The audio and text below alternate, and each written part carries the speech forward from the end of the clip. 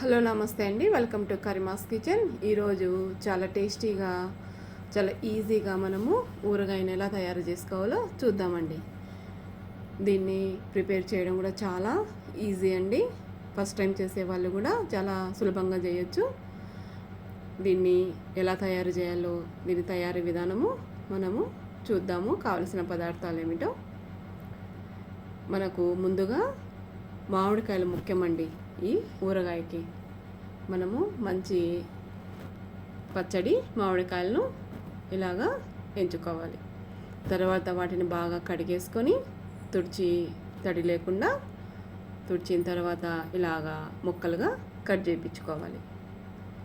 మనము medium size ముక్కలు అయితే ఈ పచ్చడికి చాలా బాగుంటుందండి. నేను ఇక్కడ డజన్ కాయలు ఊరగాయకి ప్రిపేర్ చేస్తున్నా. మనము ఈ పచ్చడికి కావలసిన పదార్థాలన్నీ ఆవపిండి కానివ్వండి, మెంతిపిండి, ఉప్పు, కారం ఇవన్నీ ఫస్ట్గానే తయారు చేసి పెట్టేసుకొని మనము ఈ మామిడికాయ ముక్కలు అనేవి ఇలాగా కొట్టించుకొని వచ్చిన తర్వాత వెంటనే పచ్చడి అనేది ప్రిపేర్ చేసుకోవాలండి. ఇవి ముక్కలు ఇలాగా కట్ చేయించుకొచ్చిన తర్వాత ఒక క్లాత్ మీద వేసి ఒక గంట కానివ్వండి లేక 2 గంటలు కానివ్వండి బాగా ఆరనివ్వండి. తర్వాత వీటి మీద ఉండే పలచటి పొరను తీసేసి క్లీన్ చేసేసుకోండి. మనకు ఇలాగా కొంచెం చాకుతో ఇలా అన్నామంటే ఏమన్నా పలచటి పొర ఉంటుందండి, అది పోతుందన్నమాట. చూసారు కదా ఇలాగా. ఇప్పుడు మనము మామిడికాయ ముక్కలను ఇలాగా మొత్తం రెడీ చేసి పెట్టేసుకోవాలి. తర్వాత కల్లుప్పు అండి. మనకు ఈ ఊరగాయకి చాలా ముఖ్యమైనది ఉప్పు. కల్లుప్పు అయితే చాలా బాగుంటుంది, నిలువ ఉంటుంది పచ్చడి.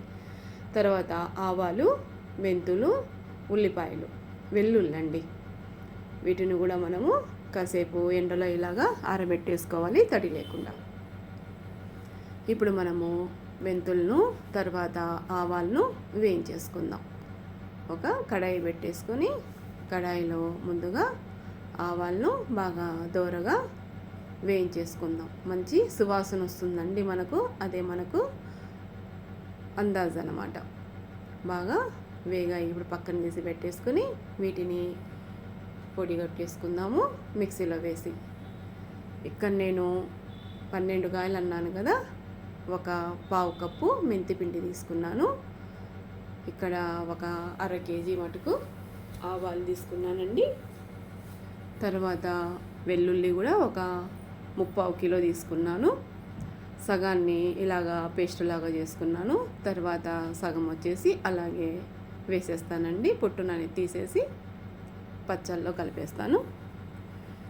ఇలాగ మొత్తం మనము ప్రిపేర్ చేసి పెట్టేసుకోవాలి. ఇక్కడ నేను అల్లాన్ని కూడా యాడ్ చేస్తున్నానండి. ఒక 200 గ్రాముల అల్లాన్ని మనము మొత్తం పొట్టు తీసేసి తురిమి పెట్టేసుకుందాం పక్కన. ఇక్కడ నాకు ఈ బాక్స్తో 4 బాక్సులు ముక్కలు అయ్యాయండి. అందుకు గాను ఇక్కడ నేను ఈ ఆవపిండి అనేది 3/4 కప్పు, తర్వాత కారం కూడా 3/4 కప్పు, ఉప్పు కొంచెంగా తక్కువగానే వేసుకోండి. 3 రోజుల తర్వాత మనము చూసుకొని యాడ్ చేసేద్దాం. ఇక్కడ మనం ఫస్ట్గా ముక్కలలో 1 లీటరు ఆయిల్ను వేసి కలిపేసుకుందాం. తర్వాత ఒక 3/4 కప్పు కారము, 3/4 కప్పు కొంచెం తక్కువ వేసుకోండి ఉప్పు అనేది. తర్వాత చూసి మనము కలిపేసుకుందాం. ఆవపిండి కూడా 1/2 కప్పు కంటే కొంచెం ఎక్కువగానే వేసేద్దాం. తర్వాత ఒక చిన్న కప్పుతోటి మెంతిపిండి, ఒక 5 స్పూన్లు అనుకోండి. తర్వాత ఈ అల్లం కూడా మనము ఇలా తురిమి పెట్టేసుకున్నాం కదా, దాన్ని కూడా యాడ్ చేసి ఇలాగా వెల్లుల్లి పాయలను కూడా అలాగే కలిపేసుకోండి. తర్వాత మనం గ్రైండ్ చేసి పెట్టుకున్న వెల్లుల్లి పేస్ట్, వీటిని మనము ఆయిల్ను యాడ్ చేసేసుకొని 2 లీటర్ల ఆయిల్ అనేది పట్టిందండి డజన్ కాయలకు. తర్వాత ఇవి మొత్తం బాగా కలిపేసుకోవాలి. అంతేనండి. ఇది కొంచెం మిగిలింది. తర్వాత మనము ఒకవేళ తక్కువ అని అనిపిస్తే ఆయిల్ అనేది కలుపుకుందాం. చూసారు కదా, మనకు 3 రోజులకు ఇలాగా పచ్చడి రెడీ అయిపోతుంది. తర్వాత మొత్తం కిందికి పైకి ఒక తెడ్డు తీసుకొని ఇలాగా కలిపేసుకోండి. తర్వాత డబ్బాకేసి ఫ్రిడ్జ్లో పెట్టేసుకోండి. స్టోరేజ్ మనకు సంవత్సరం పాటు ఈ ఊరగాయ మెత్తబడకుండా ఉండాలంటే ఫ్రిడ్జ్లో పెట్టేసుకోండి. ముక్క అలాగే ఫ్రెష్గా ఉంటుంది.